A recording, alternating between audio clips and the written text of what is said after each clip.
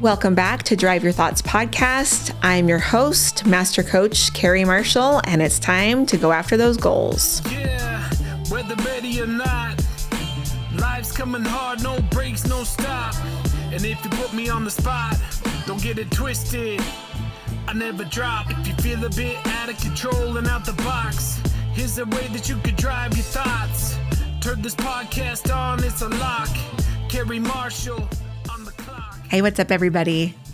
Okay, I had this question the other day on Instagram, and I think it's worth mentioning. So I had a friend that messaged me, and he said, how do I know when it's okay to quit a goal? So there's so many different facets of goals and like why you would quit one. And so let's just kind of talk specifically about coming up against some obstacles. The first thing that I want to mention is that you should never quit because it's too hard. If you're bumping up against obstacles with a goal, like for instance, let's say that you want to make $1 million in your business.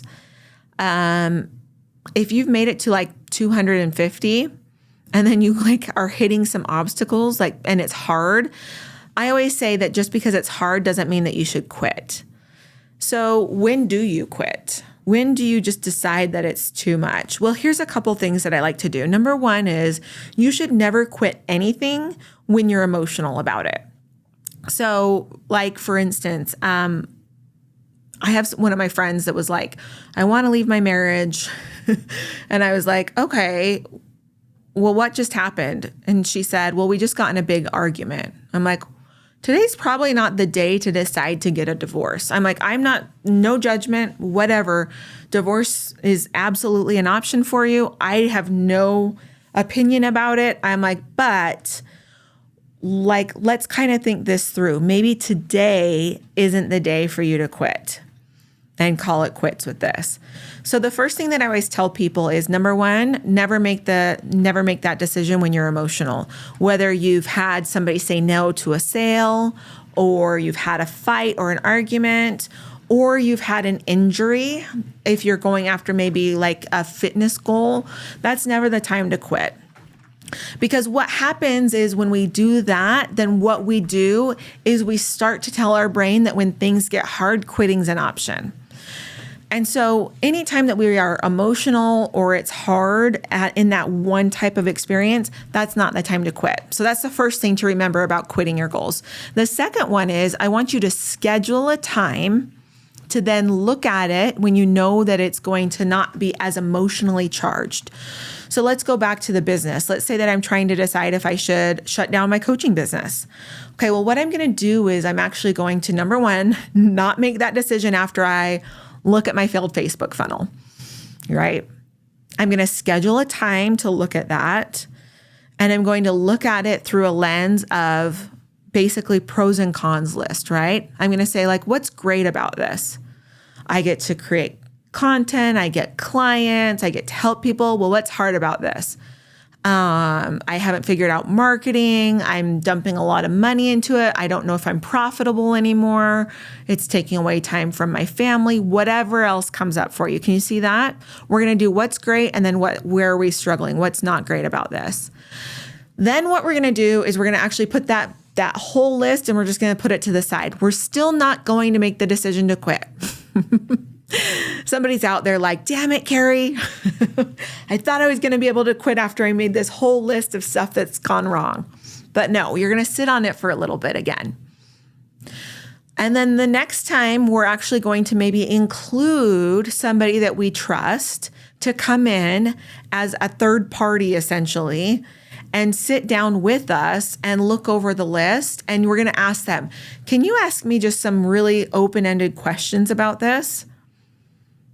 I just want to see where my thought process is and my mindset is about quitting this. So if you're trying to decide if you're going to get a divorce, put that list away, then call a friend and say, hey, I'm trying to decide if I should get a divorce. I haven't decided yet, but can you come? I made a list, and could you just come and ask me some open-ended questions with none of their opinions? That's the key, friends. You have to find a friend that's not going to give you opinions and be like, I never liked him. It doesn't matter. Doesn't matter other people's opinions. So find a friend that you really can say, I don't need your opinion right now. All I need is for you to ask me open-ended questions so that I can see where I'm at. So once we've done that, then notice we've set a time to sit down, make a list, then we've processed a little bit. Now we've set aside a time to have somebody else come and talk to us about it, a coach, a friend, whoever that is for you. And then finally, what we're going to do is we're going to set aside another time to ask ourselves, what will my life be like if I quit this thing? What am I going to tell myself about quitting this thing? How am I going to make this a positive experience as I quit this thing? What we usually do is we give up on our goals too fast. And like I said, we get in a pattern of going up against something hard and then quitting it and then having a pretty crappy story about why we quit and then taking on that ownership and a little bit of shame that comes with it about who we are. And so I want you to just kind of notice that when we talk about quitting a goal, we really want to do it intentionally. And then we want to make sure that we have some pretty positive thoughts about quitting it. I recently had a friend that quit her coaching business. She's been in business longer than I have, very successful business, and she decided to shut the doors for her coaching program. And, as she went through this process, I kind of watched her go through it. And it was really kind of interesting and such an example of this process of watching her decide to quit it. It wasn't like one day she woke up and was like, I'm done. This is hard. And I'm done. Like, I'm not going to do this anymore. She was very intentional. And I think it took her about 6 months to 9 months to figure out. And then another 3 or 4 months to actually finish it.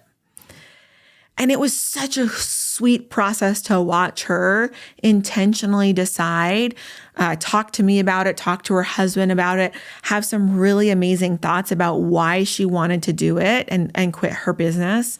And so I watched that whole thing happen and I thought, that right there, that's how to quit something.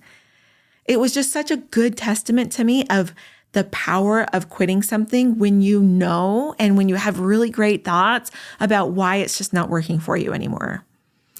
So notice that some of you are going to be really disappointed by this podcast episode. You might be like, but I really don't want to do the thing. I really don't want to figure this out. And that's okay.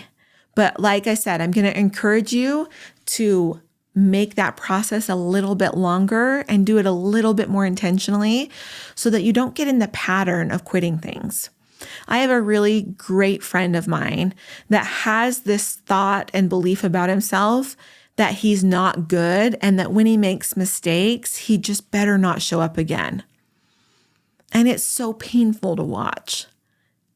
He's such a great guy, but he just has these beliefs that he's just not good enough and that if he fails or slips up or makes a mistake, that there's something wrong with him and he doesn't want to face that. And so he goes and hides. And it's just, I hate watching that process. I hate seeing this amazing man hide from his life. And so that's why I want to encourage you that if you are thinking of quitting something, you take the time to walk yourself through it and not just quit because it's hard and not just quit because it's really emotional. It's not a problem to quit a goal. It really isn't. The problem is how you do it. So I'm just going to encourage you, start quitting things a little differently, and you're going to watch how you can actually choose who you are and why you're doing it and make it a positive experience. I hope this has been helpful. We'll see you next time. Bye. Thanks for listening to this podcast episode. If you're ready to get in the driver's seat of your own life, you can come and follow me at Drive Your Thoughts Coaching on Instagram, or come and see more ways to work with me at driveyourthoughts.com. Yeah, whether ready or not, life's coming hard, no breaks, no stop.